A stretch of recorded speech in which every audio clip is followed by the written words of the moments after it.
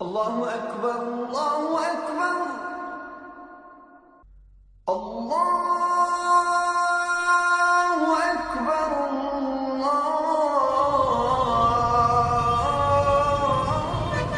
यार मैंने नामी से कह दिया है कि जब तक कोई बड़ा काम नहीं कर लेता तब तक शादी की बात ही ना करें तो अच्छा है। तो फिर क्या सोचा है?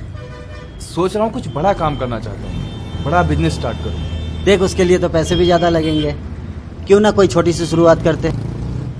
अरे तू पैसे की फिक्र क्यों कर रहा है? पैसे तुम्हें ब्याज में मिल जाएंगे। देख, ब्याज में पैसे लेना और देना दोनों ही गुनाह है। भले ही वक्त लगे, लेकिन साथ मिलकर मेहनत करेंगे तो छोटा काम भी बड़े बिजनेस में तब्दील होगा।